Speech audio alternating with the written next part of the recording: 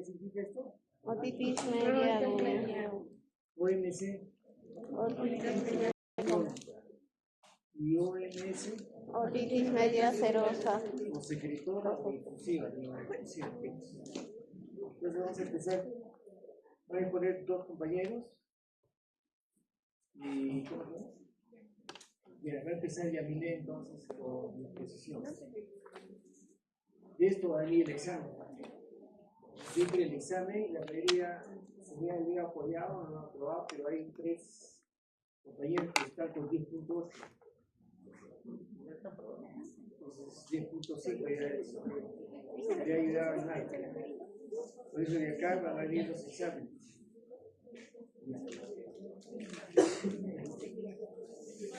Buenos doctor y compañeros. Un poquito más fuerte.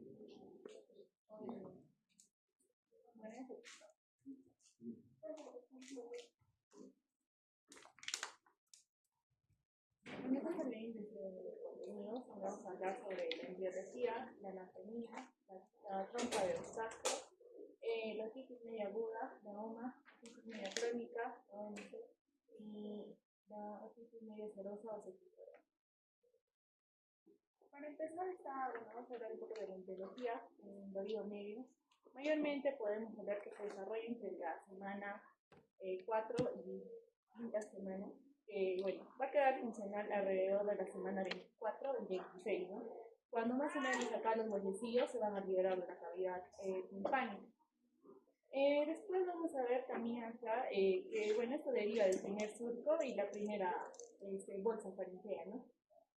Bueno, esta es una estructura más que nada de origen endodérmico principalmente, ¿no? Un poco de la anatomía del oído medio, más o menos vamos a ver acá los huesillos del oído, ¿no? Que bien sabemos que es el martillo, el yunque, el estribo. Acá están los ligamentos estabilizadores, el conducto auditivo timpánico, el tímpano, la caja timpánica, el oído medio, la ventana oval, la ventana redonda y la trompa de obstáculo. Entonces anteriormente, en el anterior, parece una caja, ¿cierto? Entonces todo este es el oído medio. Entonces este de acá sería la membrana timpánica o tímpano, o también le llamamos meningo. La parte extensa tiene 3 capas y la parte plástica está acá arriba, 2 capas. Acá está el mango del martillo, es el martillo, parece un martillito, cabecita. Tiene el yunque, parece un yunque, ¿no? Clarito, ¿ves? Y acá se inserta, se articula con el estribo. Este estribo tiene, acá en el centro tiene un redondito que se llama platina. Y eso tiene que estar comunicándose con la ventana oval. ¿Ya? Ahí en la ventana oval está la peridita, la endodita. Y acá abajo tenemos una membranita. Esa membrana se llama ventana redonda. Todo esto es la caja timpánica. Toda la parte de acá arriba se llama epitímpano, la parte superior. Realmente ahí acá está la cadena osicular. Y en la parte anterior tenemos este tubito que se llama trompa de obstáculo. ¿Qué más ahí se ve? De parte del epitímpano hay un orificio. Por ese orificio ingresa el aire detrás de nuestra oreja.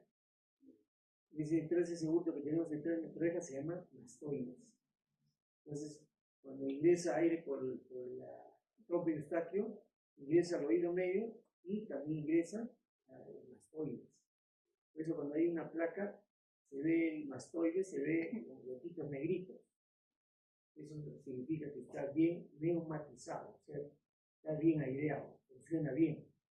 Pero a veces cuando hay otitis medias crónicas o agudas a repetición, esos huequitos se llenan de secreción y a veces se llena de huesitos. Ya se ve blanco. Entonces todo esto es el oído medio.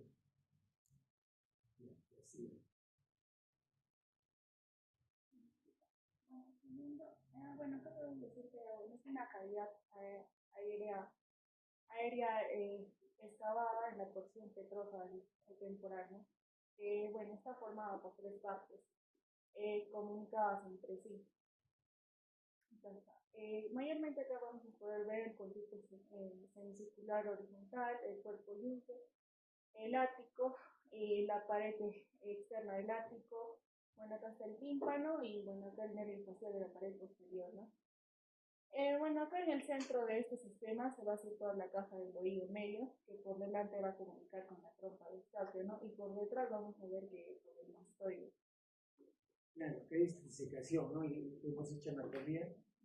El medio, entonces dentro del oído medio encontramos el medio facial. Y por ese conducto auditivo interno del hueso, del que estamos hablando de acá, del hueso de porción petrosa, por ahí está inervado, está circulando el octavo par y el séptimo par. El octavo par es el auditivo, ¿no es cierto? Y el séptimo es medio facial. Entonces llega a lo interno, de lo interno ingresa al oído medio, cerca casi al costadito nomás donde está el estribo. Por ahí tiene su codo, sigue y sale por acá, debajo del lóbulo del oreja. Y por acá, debajo de este glándula, ¿cómo se llama esta glándula acá? Parótida, por ahí se innerva el medio facial. Por eso cuando hay una lesión en el oído medio, puede haber entonces, puede sufrir parálisis facial. A veces le llamamos parálisis de Bell. Entonces puede ser, ¿no? Porque ahí está el medio facial. Sí. Acá en la caja del oído medio vamos a poder ver la pared externa del tímpano. La parte lisa que se va a dividir en tres, en la externa, en la intermedia y en la profunda. En la externa podemos ver el epitelio cutáneo, ¿no? En la intermedia el tejido fibroelástico, y también vamos a poder ver la fibra elástica y consistencia de la membrana.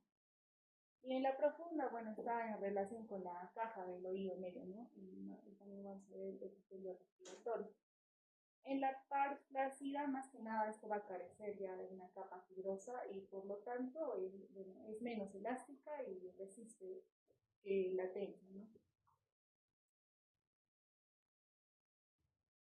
Bueno, acá en la pared interna, más que nada está la promontorio, que bueno, es la prominencia de la primera espira del caracol.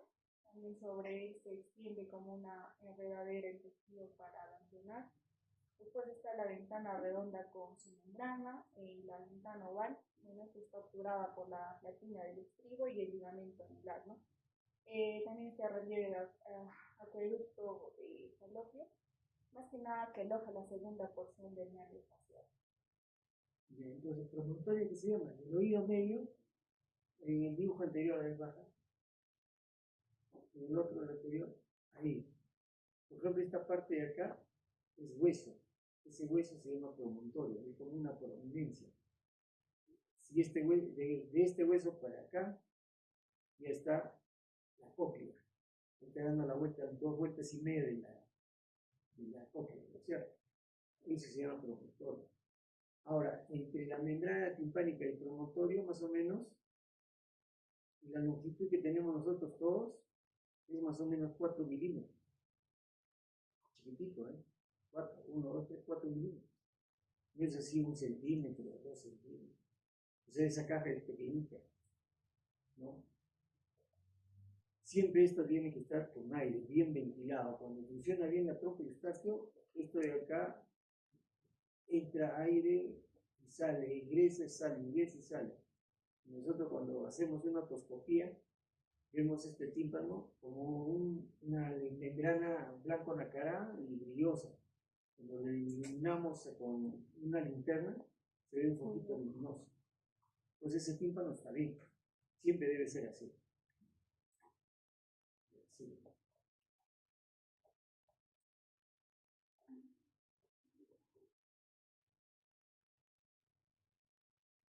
Es casi de la anterior, ¿no? En este dibujo. Claro, en aquel dibujo se ve la membrana timpánica. Toda esta partecita de acá, están las dos capas, se llama par plácida, parte superior. Toda esta parte de acá es la pars densa. Acá está un poquito luminoso.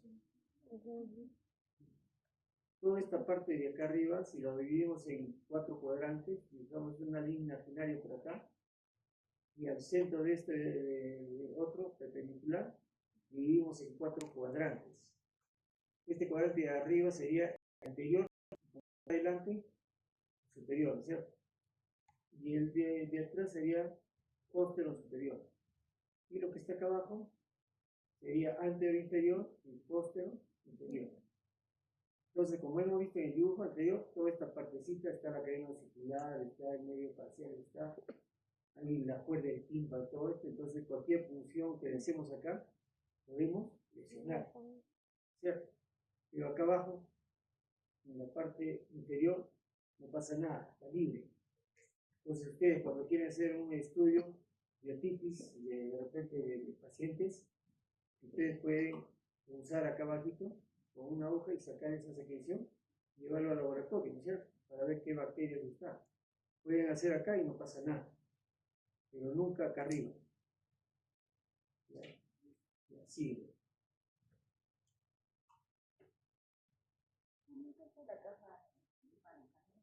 Como se puede ver, el superior está el ático, después está la intermedia, ventana ovario redondo, la inferior que da la salida a la tubo.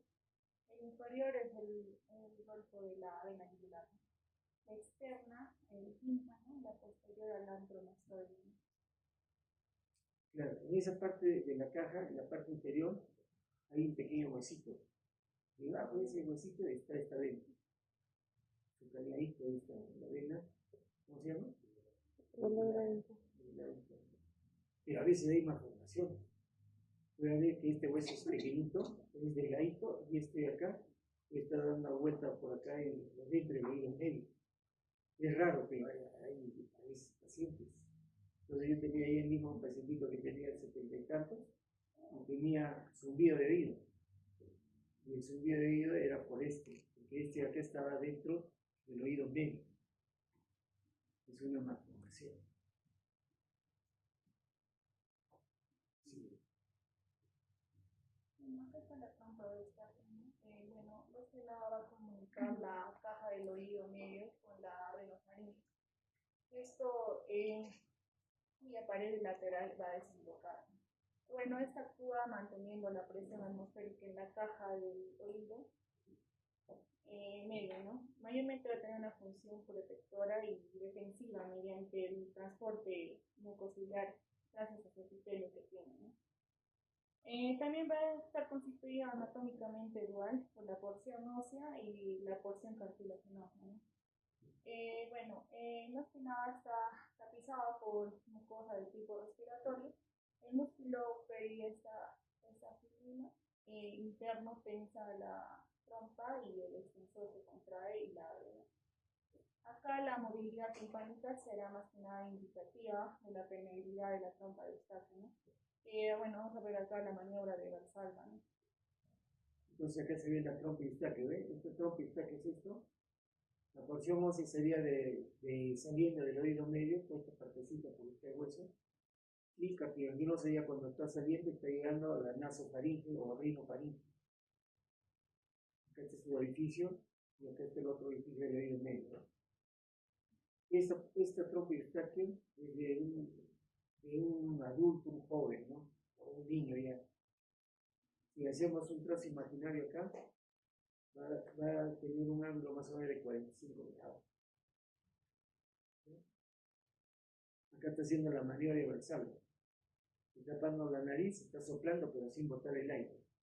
Entonces, cuando hace esto, llega a la nasofaringe el aire y por la trompa ingresa al oído medio. Y a veces decimos, no, el tímpano se va a reventar. Nada, porque acá en esta porción hay un mismo, hay un estrechamiento entre la ósea y la cartilaginosa de la trompa, es casi de 1 milímetro. A veces cuando nosotros estamos sin hablar, está pegadito. Cuando hablamos, bostezamos, todo se abre, ¿para qué? Para que ingrese aire, para que ingrese aire por acá. ¿Qué más? Entonces acá tenemos los músculos, acá está el músculo peristernino interno, se tensa la trompa, entonces eso lo cierra y el externo lo contrae y se abre. Entonces esto está funcionando para ingresar aire y cerrar, ingresar y salir, cerrar.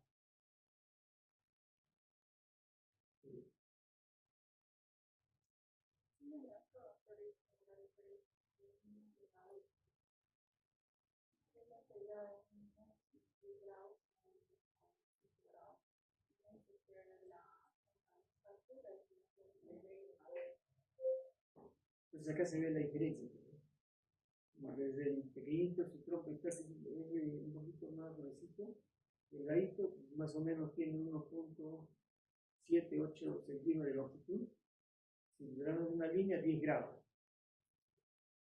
Por eso estos niños van a sufrir, algunos, no todos, de alguna otitis en su lactancia. Y en el adulto es más, ¿no? Es más practicable. Tiene más o menos un ángulo de 45 grados. Acá se ve, ¿no? Está la nasofaringe, está casi horizontal en el niño. En el adulto, de la naso al oído es casi vertical. Eso tiene que ver bastante para sufrir de otitis. Sí.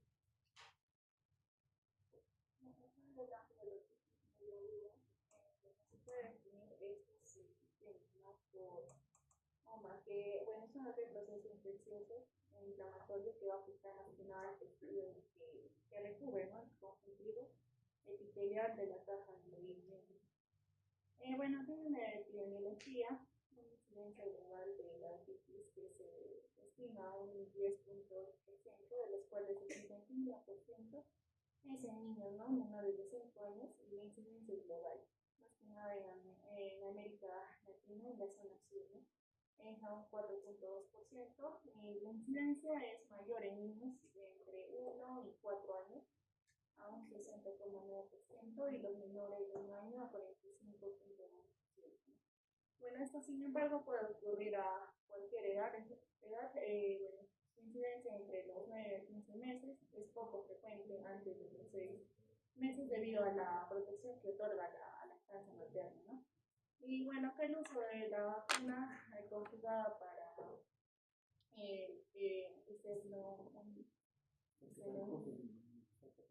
ha disminuido la incidencia de la otitis media grave. Bueno, en el factor de riesgo, más que nada vamos a poder ver que los factores ambientales van a asistencia de guarderías, mayormente de lactancia materna, ausente o menores de 3 meses, una exposición de humo y tabaco en meses de invierno. Los otros son los factores de huésped, ¿no? Mayormente son genéticos, inmunodeficientes, la atrofia, el reflujo gastroesofágico, las malformaciones congénitas, más que nada el paladar hendido o el síndrome de Down. En la etiopatogenia, más que nada es una infección ya viral, ¿no? Las infecciones virales más que nada representan el 41% de los casos de otitis media aguda. Más que nada los virus es sincitial, respiratorio en 74%, para influencia en 52% e influencia en 41%, ¿no? Estos van a constituir más que nada el 81% de los patógenos virales. Bueno, acá también las bacterias, los Streptococcus pneumoniae, y más que nada la influencia en 60 y 80%. La bacteria que ocasiona más que nada mayor frecuencia de la otitis media aguda es el Streptococcus, ¿no? Pneumoniae al 52.2%. Y le siguen en frecuencia el Aedes no tipificable a un 31.9%, y el Moraxella, ¿no? Que es a un 9.4%. Entonces, esa infección viral de la otitis media, ¿de dónde va a aparecer? Cuando tiene un problema viral. O sea, acá están los virus más frecuentes que puede producir.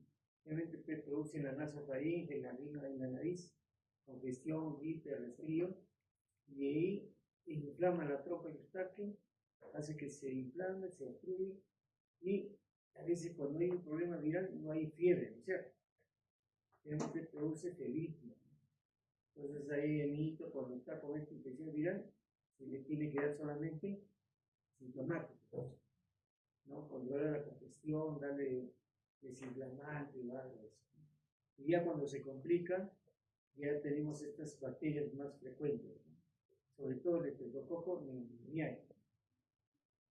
A veces puede haber hemófilo influenza, puede haber moraxella, puede haber incluso estafilococcus aureus.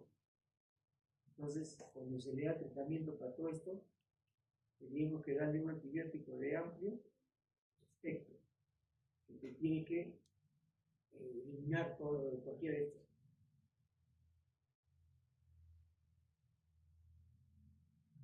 Como en la fisiopatogénesis, más que nada, la otitis media permanece estéril por ciertos mecanismos, ¿no? La inmunidad innata, más que nada, que incluye barreras físicas como flujos de moco y moléculas de defensa innatas, ¿no? Como la lisocima, los factores de complemento, la oxitocina, la tirosina. Bueno, estos sistemas más que nada van a ser responsables de iniciar más que nada la respuesta de la primera línea a patógenos en la masa encefálica, en la trompa del Eustaquio y del oído medio. Acá más que nada la activación de los receptores de reconocimiento de los patrones, en particular los receptores tipo TOL, por ortopatógenos invasores, más que nada van a desencadenar la liberación de varias de las proteínas antimicrobianas, ¿no? Y citocinas proinflamatorias. Bueno, sin embargo, estas citocinas y proteínas antimicrobianas también pueden tener un papel fisiopatológico, ¿no? Que se va a caracterizar más que nada por la inflamación ya persistente del oído. Entonces, esto nos define, ¿no? La lisocima, que es el complemento, ¿no?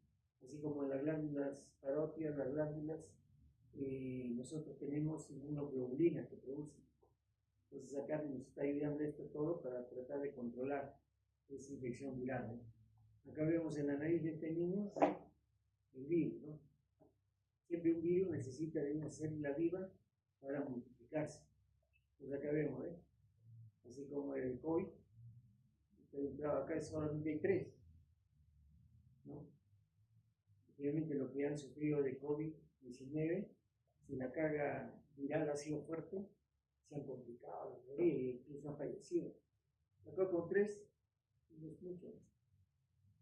Pero este no es COVID, este puede ser rinovirus, puede ser virus sincitial, puede ser esto.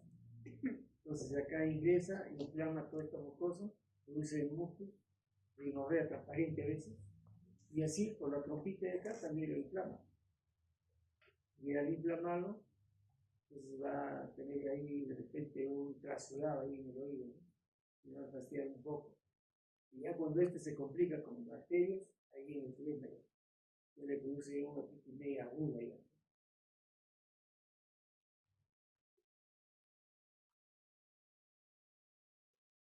La continuando con la situación de mi compañera, siguiendo sobre la patología de la otitis media aguda, vamos a tener también una respuesta a una inmunidad adaptativa, la cual sean, bueno, en el cuerpo se han detectado anticuerpos por inmunoglobulina A, inmunoglobulina G, y estos secretores específicos, ¿no? Y antígeno en el líquido del oído medio, así como también encontramos células productoras de inmunoglobulina A, ¿no? A nivel de la mucosa del oído medio, esto debido a una respuesta a una infección.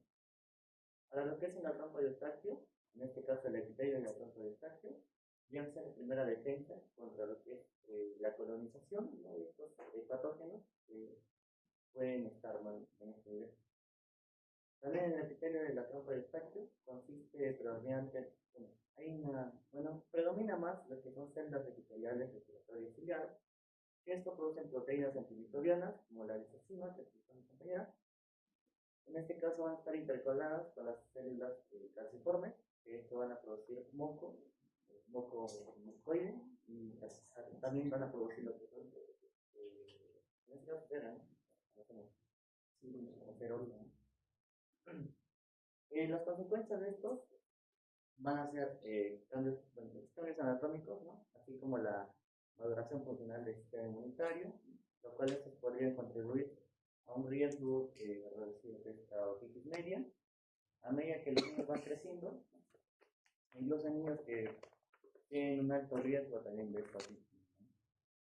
Y anatómicamente, como sabemos, la trompa de Eustaquio es más corto, más ancho y más horizontal en los bebés, como lo explicó mi compañera. También en los niños pequeños, menores de 1 año de edad, ¿no? En este caso, y ya, bueno, es distinto, ¿no? Es más horizontal en los bebés que en los adultos, ¿no? Lo cual esto facilita, ¿no?, la transmisión del patogénesis a través del oído medio y aumenta el riesgo de esta otitis media. Entonces acá se ve la inmunidad adaptativa. Entonces tenemos inmunoglobulina, ¿no? ¿Qué inmunoglobulina conocemos?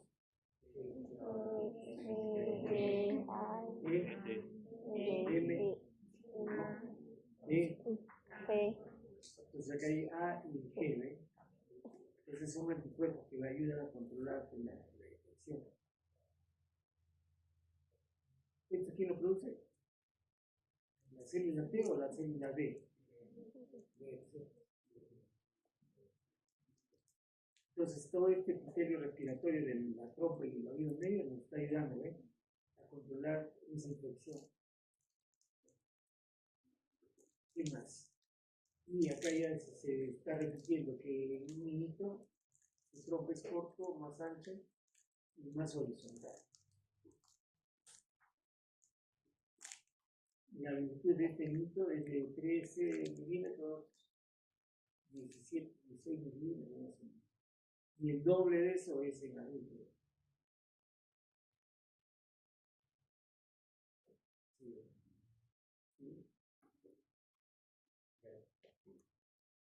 Lo que es la otitis media aguda, en este caso se va a desarrollar, ¿no?, después de una infección viral en lo que es en las vías respiratorias altas, mayormente en un 90%. Esto lo que va a causar va a ser una faringitis, que puede afectar, ¿no? También va a inducir lo que es a la presión negativa en la otitis media, constricción secundaria, y a las secreciones nasofaringias dentro del oído medio. Pero como vemos, es como una cascada, ¿no? Va a comenzar con la infección del tracto respiratorio superior, sigue la inflamación de la nasofaringe y la tuba auditiva, hay aumento de los medidores inflamatorios, también seguida esta hay una colonización bacteriana con adherencia, la disminución del barrido mucociliar a nivel local, esto ocasiona una disfunción tubaria, con una presión negativa en el oído medio, hay producción de moco y efusión timpánica, lo que nos causa un reflujo de patogénesis y virus desde el nasofaringe al oído medio. Esto, como respuesta, va a haber una inflamación local, produciendo pus, y seguido a esto ya nos produce clínica, ¿no?, que son signos y síntomas de la otitis.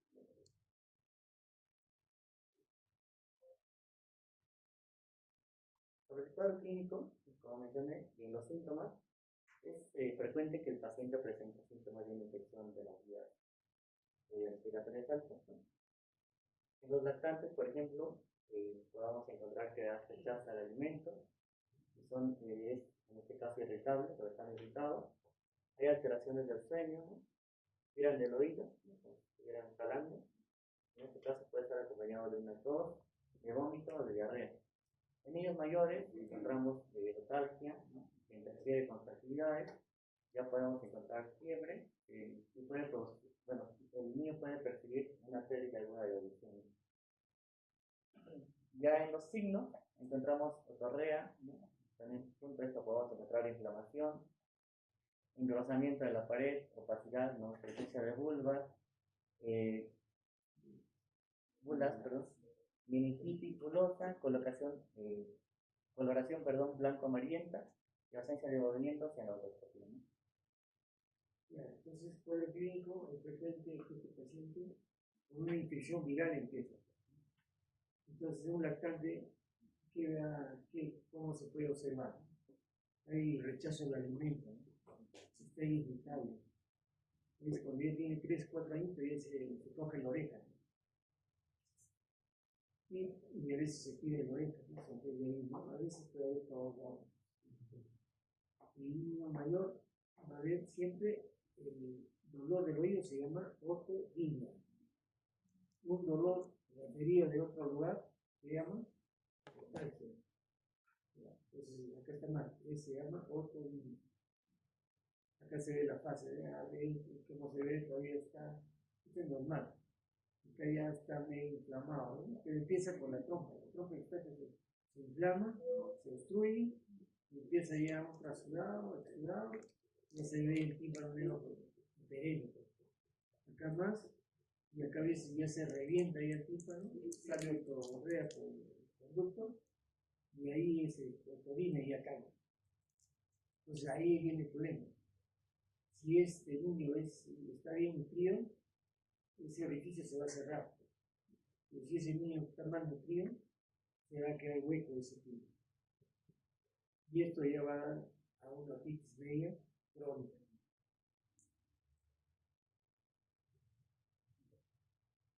Sobre el diagnóstico, nos vamos a basar tanto en la historia clínica de inicio agudo. Vamos a hacer también el examen físico con una endoscopía o una neumacroscopía. Vamos a pedir también exámenes complementarios, como por ejemplo una audiometría, hispanometría o una fotomicroscopía, ¿no? Claro, entonces acá se hace la evaluación, tiempo de enfermedad, más o menos cuántos días está, ¿no? Y ahí se hace el examen, realmente nosotros usamos, esto se llama otoscopio. Oto es oído, copio para observar el oído. Entonces acá se ve la membrana timpánica interínea, rojo, abombado, ¿no? Este es el que le está produciendo a este paciente, le está produciendo otorrino. Y acá en estos otoscopios a veces nosotros le ponemos una manguerita como una bombilla, ¿eh? Para tomar la presión. Entonces le colocamos del espéculo del oído en el conducto auditivo externo, cerramos todo y insuflamos eso. Es como si yo agarro la oreja y le doy un soplo, ¿no? Entonces en ese momento de soplar, como está rojo, ¿qué va a sentir el paciente? Dolor, ¿no? No va a querer, ¿no? Está rojo. Entonces eso se llama otoscopía, o sea, neumacroscopía.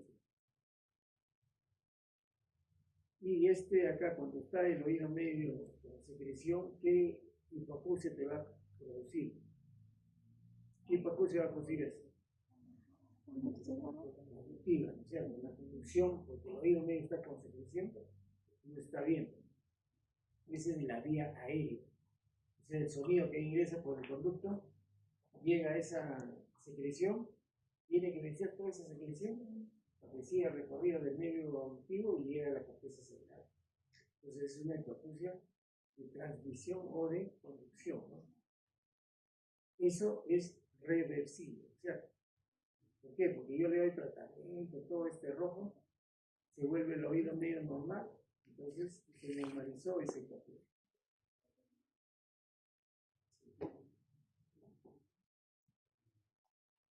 Hablando un poco más sobre la hispanometría, en este caso, su objetivo, ¿no?, es medir la movilidad de la membrana timpánica y la función del oído medio, lo cual esto grafica la magnitud de energía acústica no reflejada. Entonces hay un examen auxiliar que es propio del oído medio, se llama timpanometría. Entonces acá se ve el grado, ¿no? Acá de 0 para acá, presión negativa. De 0 para este lado derecho, presión positiva. Esta es la complacencia de la membrana, cómo se mueve. Al momento de soplar, la membrana se mueve. Entonces, esa gráfica me dice que se ríe.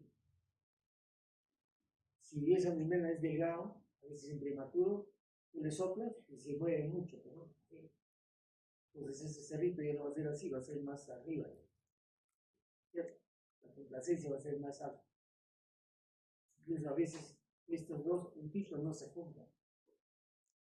Cuando hay alteración de la cadena osicular, se ha alterado ahí uno de ellos, también de acá ya no va a salir un cerrito, sino dos rayas que sigan para arriba y nunca se juntan. En este caso se ve plano, ¿eh? Mientras este de acá es una curva A, le llamamos, y esto le llamamos una curva B. Un paciente que tiene otitis media aguda secretora va a tener así. O sea, cuando el oído medio está ocupado con secreción, te va a salir así. Haces una timpanometría, te va a salir así, una raya. ¿Ves, no? Y hay otra curva que es la curva C. Si esto está acá en 0, acá, este cerrito debe estar en 0, ¿eh? No está en 0. Está para presión positiva o negativa. Negativo. Negativo. ¿Qué significa? Que ese trompo está que se ha cerrado. Está obstruido, está produciendo dentro del oído medio presión negativa. Entonces cuando viajamos a Lima, pues a usted le ha pasado, llega a 4.800 piquios, estaba roncando ahí, la presión de la atmosférica legal, y se produce una presión negativa. Llegas a Lima, tienes que hacer la maniobra de alzada. ¿Para qué haces eso? Para que se abra la trompa y ingrese ahí. Entonces, cuando ustedes viajan, lo ideal es que la trompa debe estar abriéndose y cerrando, abriéndose y cerrando. Y una manera para eso es comer, masticar chicle, algo. Entonces, acá hay una presión negativa. Entonces, este diagrama de acá me está indicando que la trompa y está con trastorno, disfunción o obstruido. ¿Bien? Entonces, estos son diagramas de la timpanometría. Sí. Ahora hablando de tratamiento, en este caso vamos a dar lo que es analgesia, para manejar lo que es los síntomas del dolor y la fiebre con analgésicos como la vitamina C y el ibuprofeno, ¿no? En este caso van a reducir lo que es la calcia. Ya, olvídate, está ya. Ortodina es propio del oído. Es un dolor referido. Sobre el tratamiento antibiótico, las indicaciones bueno, son recomendadas para todos los pacientes menores de 6 meses de edad. En el paciente de 6 meses a 2 años de edad, cuando se llega a diagnóstico de efecto, cuando es un súbito, tiene signos y síntomas, ya sea de inflamación del oído medio, se presenta líquido o derrame en el oído medio. Y en niños mayores de 10 años, con diagnóstico de certeza de la gravedad. En este caso se indica conducta expectante, observativa y seguimiento del paciente, dependiendo a lo que va cursando la enfermedad. También se le incluye a los familiares, para el caso que vuelva a haber un caso similar, ¿no?, de persistencia de los signos de los síntomas, o hay empeoramiento de la condición del niño. En este caso no es grave, o no encontramos signos de síntomas graves, o no hay otodinia, o encontramos una otodinia leve, ya de menos de 48 horas, o temperatura menos de 70 horas. En el caso, el niño empeore, o mejore dentro de este tiempo, entre 48 y 72 horas, por el inicio de los síntomas, debemos iniciar un tratamiento antibiótico. Entonces empezamos con un tratamiento de manejo sintomático. Realmente podemos usar más el ibuprofeno, ¿no?, que se tendencia a los aires, ¿no es cierto? Este ibuprofeno viene en jarabe de suspensión de 100 miligramos por 5 minutos de esto, ¿no? De 100 miligramos tiene 5 minutos de ibuprofeno. Entonces a ese niño se le puede dar de 5 a 10 miligramos por kilo de peso cada 6 u 8 horas. Entonces este aire te va a desinflamar y este te va a calmar el dolor y controlar la fiebre. Entonces el acetaminofén solamente es calmar el dolor y fiebre. Incluso ahí podemos usar corticoides. Nosotros tenemos la dexametasona. La dexametasona hay de 4 miligramos en ampolla y en tableta. Y también hay en jarabe de 2 miligramos. La acción antiinflamatoria de la dexametasona contra la prednisona es de 1 a 5 más o menos. Si yo le doy prednisona, le va a desinflamar poquito. Y si le doy la dexa, le va a desinflamar 5 veces más. Claro, su acción de la dexa es lenta. Durante el día le desinflama, la prednisona es un poco más rápido. Por eso, cuando hay shock anafiláctico, ¿qué usamos? ¿Verdad? prednisolona, metiprisolona, solcortés, porque tiene acción rápida. La acción rápida, pero desinflama poco. Pero ahí la cuestión es, las glotis a veces se inflan, entonces desinflaman. Entonces acá le podemos dar de examinación en cadáver al minuto, según el peso, 0.5, dale 2, 3 días, 4 días y desinflamamos. Ahora, si ya está con problema bacteriano, cuando es menos de 100 meses, como hemos dicho, si ese niño está tomando pecho de la mamá, está controlando, porque tiene inmunoglobulina. Entonces a la mamá hay que decirle que siga dándole su pecho. ¿Ya? Cuando es más de 6 meses o no le da, ya ahí viene el problema. Tenemos que darle ya, cuando hay problema bacteriano, tenemos que darle ya un antibiótico de amplio espectro. Si vemos el niño que esté irritado, con fiebre fuerte, todo, a veces hay que empezar con antibióticos para curar. A veces el venenoso, a veces hay que hospitalizar. ¿Por qué? Porque toda esa secreción que está en el oído medio, ya sabemos que hay un hueco atrás. Ese hueco va a entrar estoy. Entonces va a producirle una otomastoidea. Y encima del mastoide nomás hay un huesito delgadito que está arribita y otro cerebro. Entonces se puede complicar. Entonces no hay que esperar que se complique, entonces podemos empezar con vía parenteral. Ahora, podemos usar penicilina y sus derivados. También tenemos cefalocolinas y sus derivados, ¿cierto? Tenemos de primera, segunda, tercera generación cefalocolinas. De primera generación, cuando usted le dan a una otitis media aguda, no le va a solucionar el problema de la infección. Entonces tiene que ser cefalocolina de segunda para arriba. ¿Ya? Si no, podemos usar también sulfas. El famoso, ¿cómo se llama? Bactrin, Bacterol, que tiene dos componentes. Tiene general suspensión. O si no, la quinolona, o si no, ¿qué más hay? Bacterol. Entonces, siempre hay que tener eso, ¿no?, en cuenta. Si son pequeñitos, vemos que está mal nutrido, todo, mejor ya empezar con vía para curar. Y si se puede, aunque sea hospitalizado por 2 3 días, para que no se complique, para que no tengan complicaciones.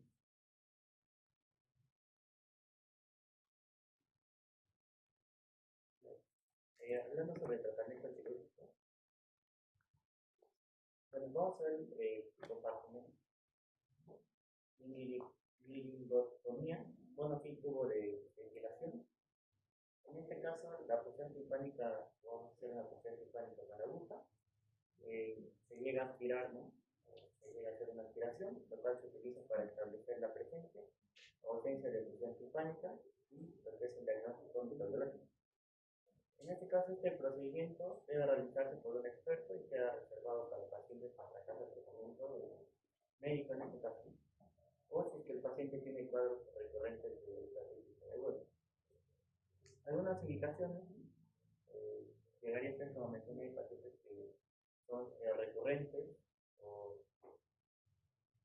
tengan uno o bilateral por más de 3 meses, o si antes presenta estos factores de riesgo, ya sea síndrome genético, síndrome de Down, desórdenes craneofaciales, fisura palatina. Entonces, acá ya estamos tocando el tema de otitis media secretora, o acá lo que dice acá, ¿no? Otitis media, ¿no? Entonces, acá en el oído medio va a haber una secreción transparente con un traslado, que sería acá celeste. No es un exudado. Entonces, acá no hay mucha bacteria, no hay. Entonces, como no hay eso, en esta otitis media secretora, ¿qué hemos hecho? Porque la trompa está recién obstruida, se ha colocado un tubito de ventilación, se llama. Es como un carrete con huequito acá. ¿Dónde le han hecho el hueco acá? El orificio. ¿La parte superior o inferior? Inferior. Estamos hablando que inferior no hay nada, ¿eh? Pero si esto le coloca acá, mira acá en el dibujo, vas a lesionar alguna cosa, ¿no? Entonces siempre se coloca abajo. Entonces se hace un orificio de 2 o 3 milímetros y se coloca este tubito. Es pequeñito, no es así como ven. Entonces es como un carrete que la mitad está adentro del oído medio y la otra mitad está en el conducto del tubo externo. Entonces, como dice ventilación, por este orificio va a ingresar el oxígeno. ¿Por qué? Porque su trompa está obstruido. Y si entra oxígeno, el oxígeno está entre todas nuestras células. Entonces va a haber un momento que se va desinflamando la trompa, va a haber un momento que se va, ya no va a estar obstruido. Entonces, este tubo de ventilación en un cierto tiempo, puede ser 6, 7 meses, se tiene que sacar ya, porque ya la trompa está funcionando bien. Entonces, esto se coloca en un cierto tiempo. Entonces, estamos hablando de una tiquipea secretora o locución. Acá se ve bien, ¿eh? Todo se ve todito la membrana timpánica celeste, ¿no? Está rojo, hiperémicamente.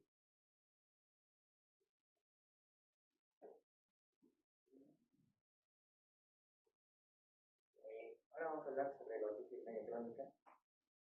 La otitis media crónica es una inflamación persistente del oído medio. En este caso se va a durar más de 6 semanas. Frecuentemente está asociada a lo que es una perforación timpánica, también está asociada a una torrada recurrente, o ya sea una torrada persistente, ¿no? En algunos casos podemos encontrar pacientes con pérdida auditiva. Esta otitis media crónica puede estar ocasionado por gérmenes comunes o, como es, acompañando también factores predisponentes. Podemos encontrar feromonas originosa, Klebsiella o algunas infecciones coagudas, ¿no? Como hemófilos influenzae, Streptococcus pneumoniae. Acompañando esto, los factores predisponentes pueden haber factores respiratorios recurrentes, la difusión de trompa y eustaquio, que el paciente haya tenido traumatismos de hipoacusia persistentes, o es que tiene una que sea precaria. Entonces, en el libro anterior estamos hablando de otitis media crónica. Entonces, cuando la infección es más de 12 semanas, mayor de 6 semanas. Entonces, ¿qué gérmenes acá? ¿No? Los gérmenes que hemos visto en otitis media aguda son estos. Pero ya en este crónico ya se aumenta los gérmenes. Pseudomonas aeruginosa, Staphylococcus aureus, Klebsiella, Klebsiella, pues un poquito más fuertes son esas bacterias. Entonces tenemos que darle un antibiótico que coja casi todo esto. Factores predisponentes, ya, infecciones repetitivas que tiene que tener alguna. Si la trompa está obstruida, ya sabemos que la membrana timpánica contradictoria es 4 milímetros. Entonces puede haber retracción porque la trompa está produciendo presión negativa, se pega la trompa con la membrana. Entonces al momento de pegarse, ¿qué hace? Hay isquemia, ¿cierto? ¿Cierto? Cuando hay isquemia, no hay función de esa membrana, se obstruye, se perfora. Entonces por una disfunción de la trompa se puede perforar. O un traumatismo del tímpano, ¿no? Al momento de hacer un lavado de oído. Ustedes han hecho ya lavado de oído, los que están llevando corriendo. Eso tienen que saber. Y esto de acá de la otitis media crónica te va a producir una hipoacusia conductiva. ¿Cierto? O si no, tu paciente también tiene, bueno, mal nutrido, ¿no? Porque va a tener uno de deficiencia.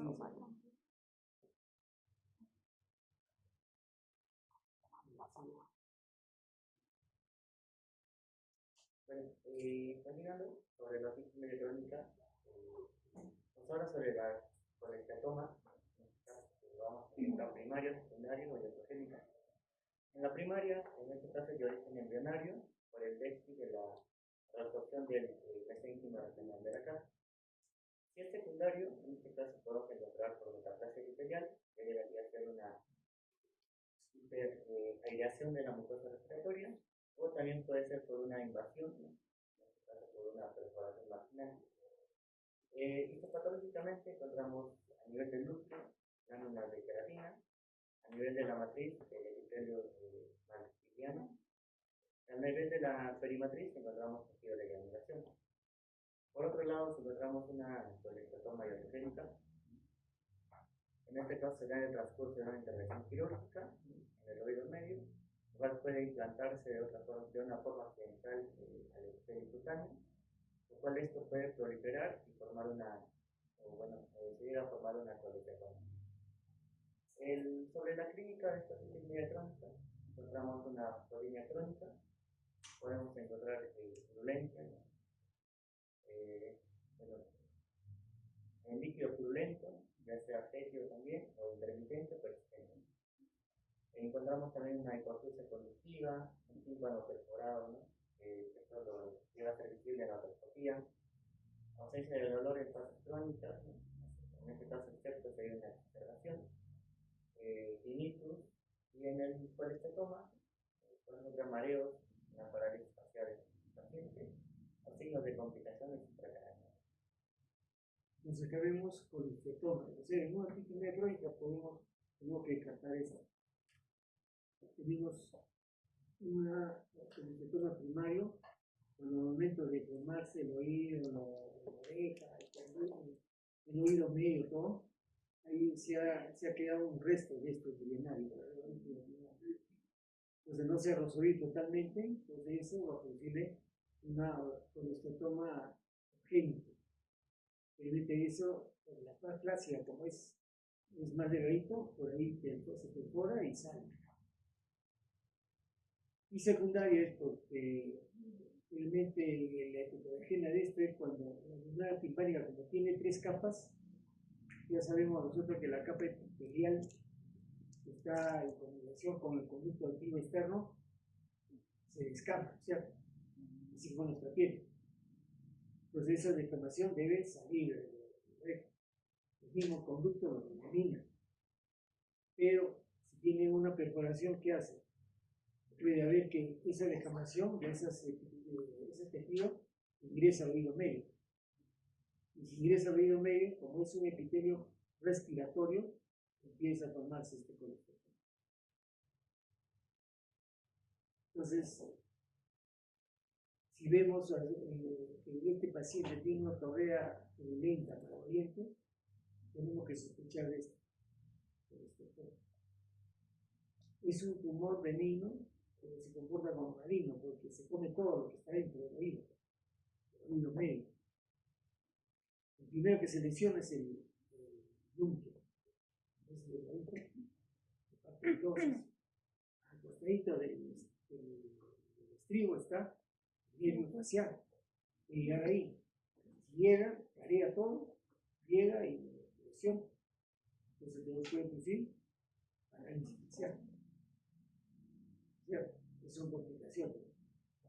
Entonces, para descartar esto, ¿qué se tiene que hacer? Una tomografía helicoidal multicorte, ¿no? Ahora le llamamos espiral multicorte. ¿Por qué ese espiral o helicoidal? Porque los cortes es de 1 milímetro. Antes le llamaba tomografía axial computarizada. El corte era casi de 5 milímetros. Si ese lote de 5 está en la lesión acá, se pierde. ¿Cierto? Y si ahora es todo 1, es más posible que salga. Si nosotros estamos fechando de algo, sale. ¿Cierto? Pues se llama espiral multicorte o helicoidal multicorte. Ahora, con sustancia de contraste mejor, ¿cierto? Porque si estamos fechando esto, para que salga mejor. Si tiene o no tiene. Y siempre cuando hay con sustancia de contraste, tenemos que ver la función renal. ¿Quién le da la función renal? Creatinina. O sea que hacer el estudio de creatinina, si está bien, está dentro del rango normal, entonces le hacemos con contraste. Y si ahí sale esto, inmediatamente tiene que ir a una microcirugía del hígado. ¿Qué más? Y a veces se ingresa ya por las ventanas, puede producirle vértigo a este paciente. Y se complica. Estos pacientes con tifoidea crónica ya no tienen hipotensión conductiva de transmisión. Cuando ya entraron secreciones al oído, a la cóclea, Y ahora consiguen hipacusia. Poco. Mixta. Tiene el oído medio y tiene el oído interno. Y le haces una biometría y va a decir hipacusia mixta. Ahora, ¿sabe cómo es la hipacusia mixta? Entonces, no sé si ustedes saben, entonces el examen se llama audiometría. O sea, en esa audiometría nosotros, cuando hacemos con ese maquinita, le ponemos un audífono. Y ese audífono está ahí conectado al audiómetro y eso tiene frecuencias. Tiene 125, 250, 500, 1000, 2000, 4000, 8000. Esa frecuencia tiene esa máquina. Y abajo del vertical, la línea, tiene intensidad. Y eso está en decibeles. Así como decimos decímetro, decámetro, este es decibel. Decibel. Mientras la otra frecuencia está en hertz. Entonces, siempre la vía aérea que llamamos, este sonido que yo hago así, ese sonido se llama vía aérea. Y ese sonido está entrando en mi oreja, llega al tímpano, la cadena se mueve, entra, hace que el estribo, llega a la perífato, llega hasta el órgano de corte, y ahí se lanza hasta la cabeza. ¿Cierto? Entonces esto se llama vía aérea. Después de terminar de hacer todas las frecuencias, se hace la vía ósea. Entonces hay otro audífono que se coloca, pero ya no se coloca acá. Cuando lo coloco acá es por la vía aérea. Entonces yo lo coloco detrás de la oreja. En el bulto que tenemos que se llama mastoides, ahí colocamos el audífono. Y ese audífono te va a mandar ahí con la maquinita sonido. Suavecito, de 5 en 5 se va aumentando. Si empezamos con 10, 15, 20, 25, 30, cada vez que va aumentando eso, el sonido es un poquito más fuerte. ¿Está bien? Entonces, esa vía ósea se va igualito, por el cráneo, todo va a llegar más rápido, entonces se tendrá. Y de la vía aérea tiene que vencer todo, ¿no?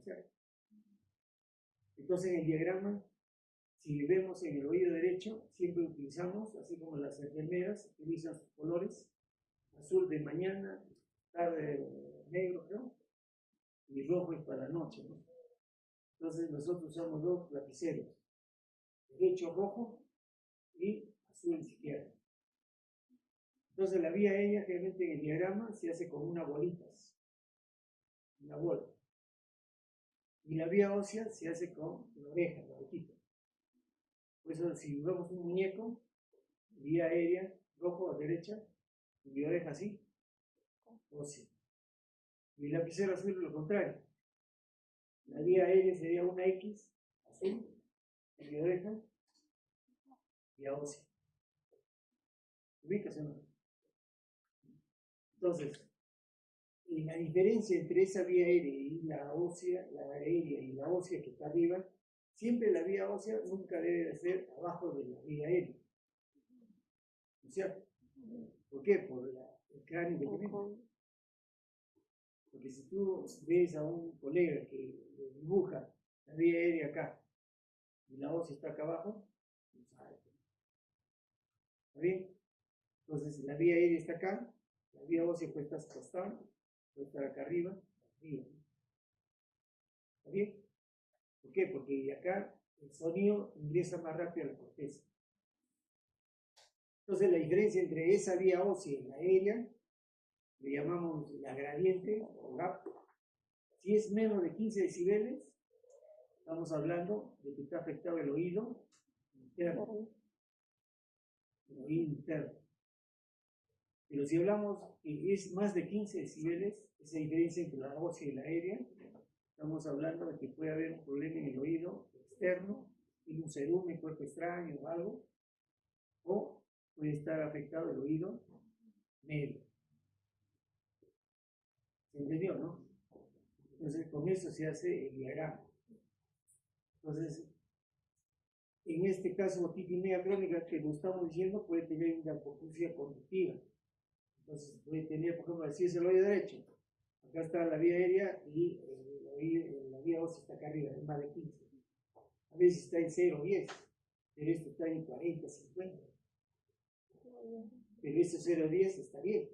Entonces yo cuando le hago una tímpanoplastía a este paciente, cierro este hueco, ya se va a normalizar su vía aérea. Y ese sería una hipoacusia efectiva.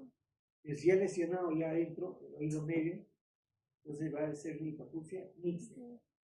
¿Qué significa? Que va a haber frecuencias donde va a haber más de 15 decibeles de diferencia, ¿está bien? En la vía ósea aérea, y otros va a estar casi pegadito, menos 15. ¿Está bien? ¿Entendió, no? Eso le llamamos hipoacusia mixta.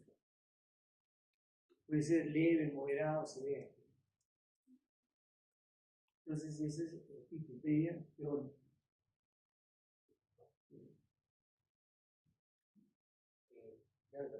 Bueno, encontramos dos tipos de oídos a nivel del tímpano. Un oído seguro, en este caso que va a haber perforación central. En este caso la perforación no afecta a lo que es el ángulo timpánico. La lesión patológicamente es superficial y afecta a lo que es el tejido mucoperiodo. Generalmente este tipo de perforación central no da complicaciones, muy a diferencia del oído peligroso, que en este caso es perforación vaginal, la cual la perforación rompe lo que es el ángulo timpánico, sube en la parte plástica.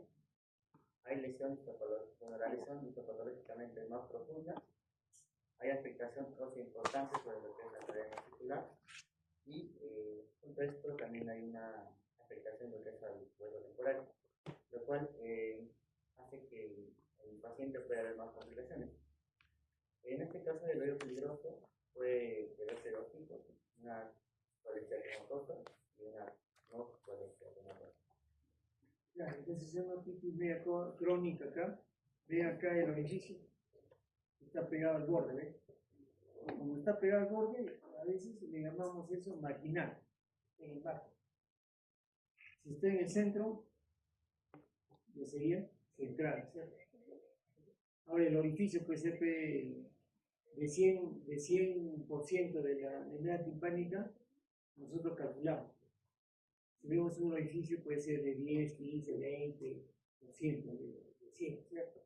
Acá por ejemplo vemos un orificio de todo esto, ¿cuánto será? Más o menos 10%, ¿será? ¿No? Acá imaginar igualito, pequeño, 5%, de todo. Entonces acá se tiene que hacer, si no hay colesteroma, se le hace una tímpanoplastía. Ahora, ¿de dónde saco esa telita para acá? Eso realmente nosotros sacamos del músculo temporal. De encima de la oreja, se rasura esto, se hace un corte en el cuero cabelludo, se llega hasta el músculo. Ustedes cuando compran carne de res no tienen una fase de cita, ¿no? Eso se sabe. Y siempre el tamaño de nuestro tímpano es como la uña del dedo pulgar. La pequeñita será pues más chiquitita, ¿no? De 1,40 m será pues su corazón que es chiquitito, es bonito, ¿no? Por eso en semiología la vemos, ¿no? Mi corazón es así de esto, ¿no? Y igual, ¿no? Es más largo. Entonces se saca casi el tamaño de la uña. Entonces, cuando son pequeñitos así, se saca de la fascia del músculo temporal. Pero cuando es ya una perforación casi todo, a veces esa fascia cuando tú lo colocas, como la trompa no está funcionando, a veces se retrae y se puede perforar el extremo. Entonces ahí nosotros ponemos cartílago. ¿Y de dónde sacamos el cartílago? De la concha de la oreja. Le sacamos detrás de la oreja un pedacito de cartílago sin hacer perforación.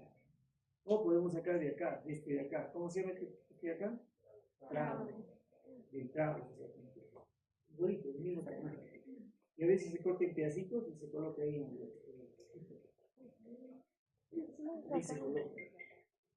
Ahora, yo para poner esto, tanto en la fase o el otro, no puedo saturar, ¿no es cierto? ¿Por qué ahí lo vamos a hacer? Entonces, ¿nosotros qué hacemos? Y hemos visto que de acá hasta el promontorio 4 milímetros, yo le lleno ahí de una esponja. Esa esponja se llama diostil o de colágeno. Las enfermeras saben el colágeno. Entonces, ahí se ponen esponjitas chiquitos picaditos. A veces se puede remojar con una solución óptica y como un colchoncito ahí. Y de ahí se decola, como esta es una cicatriz acá que tenemos que todo el bordecito, sacar todo, derribar borde, como le llamamos. Se saca todo ese bordecito porque está ahí sangrando. Entonces, de ahí se coloca pues, el injerto. Cuando es ya grande, tenemos que, oír este membrana que todavía ha quedado, el resto se va levantando y se hace todo el bordecito, se hace para que ingrese ahí el injerto, el cartílago. Y el resto de la membrana la separa. Y colocando ya esto dentro del conducto electivo externo, que es más o menos 2.5 centímetros, se llenan las esponjitas. Se llena hasta que salga hasta la oreja. Y cada 5 días hay que darle tratamiento, aspirar, tratamiento hasta que se seque. Si un paciente ha sido operado en Lima, no puede venir acá en una semana. Ya saben por qué. La presión arterial es fuerte y que nomás se puede mover y sale todo. Y ya se tiene un mes. Entonces, esa es la tímpano, la silla. Ahora, si hay colesterol, primero hay que sacar todo eso.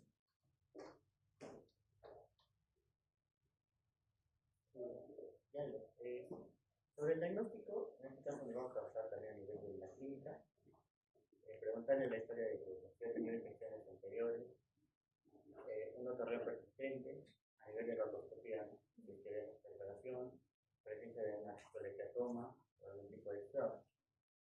Podemos pedir también estudios complementarios, ¿no? Como una valiometría, sintonometría, un TAC de grasa temporal, o, bueno, hacernos el cultivo del exudado que tenemos. Acá se ve, ¿no? Se ve que este paciente tiene otorrea, ¿ves? Amarillenta. Siempre nosotros usamos los olfatos. No sé que en psicología han aprendido, ¿no?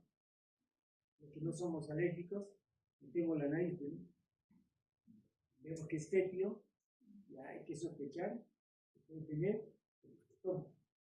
Entonces inmediatamente su examen auxiliar, tomografía helicoidal multicorte con contraste de oído y mastoide, y siempre hay que decirle al radiólogo que te dé el informe, porque ellos están acostumbrados a tus patas a que mandan a tu celular ahí, esto, todo, ¿no?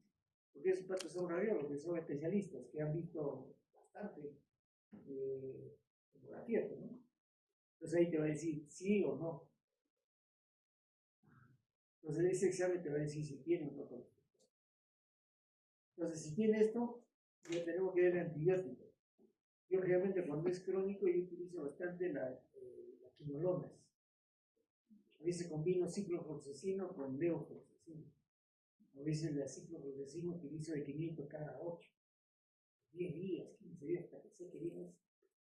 O a veces le hago un lavadito de limpieza. ¿Qué utilizo? Agarro una rionera, le meto un poquito de agua oxigenada, le echo un poquito de lidocaína, sin epinefrina o que sea, o solo sin epinefrina o que sea, y le echo ácido acético. ¿Qué es el ácido acético? El vinagre, vinagre que tomamos, el vinagre normal, el blanco, transparente. Entonces agarras tu rionera, lo mezclas eso y con un algodoncito estiradito, lo mojas y lo metes hasta donde está el tímpano. Entonces eso te va a ayudar a limpiar. El ácido acético es bueno para granular toda esa partecita y limpiar. Creo que le va a fastidiar un poquito al paciente, va a sentir un poco de dolor, pero le vas a limpiar. Toda esta otorrea se limpia. Y de ahí a su antibiótico para vía oral. Puedes empezar también incluso con para el verano, cetrazona de cefazolina de 1 gramo cada 8 por dexa para desinflamar. Y ahí ya le lanzas el ciclo. Y si por X motivo en 10, 15, 20 días viene nuevamente y ves que sigue con esto, entonces estás sospechando que puede ser poliestratoma. Si no seca eso, ya estamos echando. Entonces ya le haces su tomografía y una vez. Entonces tú al momento de hacer una biometría le va a salir una hipoacusia conductiva o puede ser mixta. Acá se ve la vía aérea. Este sería el azul, siempre no se olvide, izquierdo, y la vía aérea del oído derecho. El derecho está normal, pero en el izquierdo ha bajado un poco. Claro, acá está la vía aérea nomás, no, acá está la vía aérea y ósea. Acá está la vía aérea, la ósea no tiene. ¿Tiene? No, sí, de arriba. Acá arriba. Acá Esa es está, la de claro. arriba. Mira la diferencia. Acá de acá hasta acá 10, más 10, 20, más 10, 30. Más de 15. Entonces es conductivo. Sí. Sobre el tratamiento, a nivel farmacológico podemos, bueno, lo que primero se debe hacer es la limpieza del conducto auditivo y aspirar si encontramos algún tipo de líquido. También podemos dar gotas ópticas antibióticas, como la ciprofloxacina, algún tipo de corticoides. También dar antibióticos específicos, si encontramos signos de infección, y debemos evitar la entrada de agua. A nivel quirúrgico, si encontramos infección, hacer una antropotomía o una mastectomía radical. Si es que hay secuelas, ya vemos o podemos hacer una timpanoplastía, dependiendo del tipo, ¿no? Tipo 1, tipo 2, tipo 3, tipo 4. Claro, entonces estamos haciendo la limpieza acá, el oído, ya te he dicho con esa combinación. O podemos hacer gotas ópticas y que tiene antibióticos, pero ahí nunca debemos darle, cuando está perforado, gotas que tienen aminoglucosia. ¿Por qué? Ya sabemos que los aminoglucósidos la vez pasada hemos visto que pueden entrar por las ventanas, producir hipoacusia, o puede producir un daño en el equilibrio. Entonces hay que tener bastante cuidado. Nosotros conocemos el loco Sambó, que se tiene neomicina, polymyxina, y ahora le han agregado diocaína, y esos son aminoglucósidos. Si tú le echas ahí cuando está perforado, puede entrar al oído interno. ¿Está bien? Entonces no hay que darle eso. Podemos darle el ciprofloxacina. Hay gotas de cipro, hay gotas de ofloxacina. Utilizan también los oculistas esto. Entonces esto se le puede dar. Se le puede dar 10 gotitas mañana, tarde, noche, mañana y noche en ese oído. Siempre cuando se echa el oído, que la oreja esté para arriba. Porque a veces tú le dices ya 5 gotitas mañana, tarde, noche. ¿Qué hace el paciente? Se echa las 5 gotitas ahí y está así. De las 5, uno ha quedado adentro, ingresado adentro y el resto se ha abrido. Pero si tú le haces así, 5 gotitas, 10 minutos sin moverse ahí, todo va a entrar al oído medio. ¿Estamos o no? Entonces siempre hay que darle eso. ¿No? Te podemos ver entonces en forma tópica con gotitas. Y en sistémica ya lo que hemos hablado. Que tiene que agarrar la mayoría de esas bacterias que hemos visto. Están en la Klebsiella, Salmonella, esos más fuertes, hay que darle un antibiótico. Hasta 20 días podemos dar.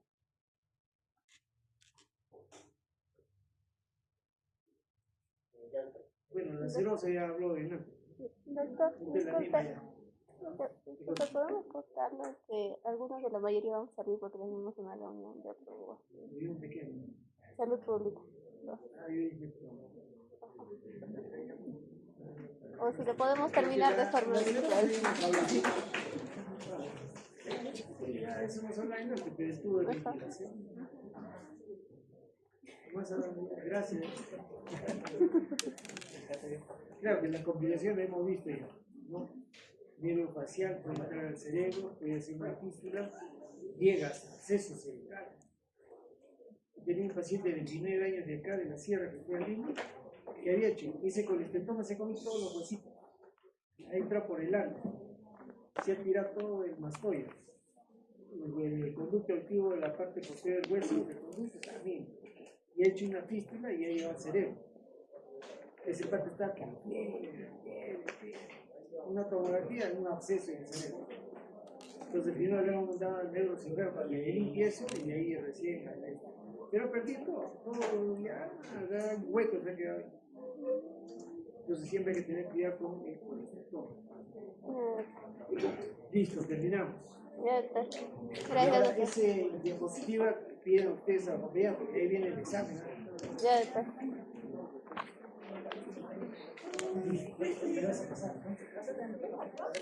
¿No?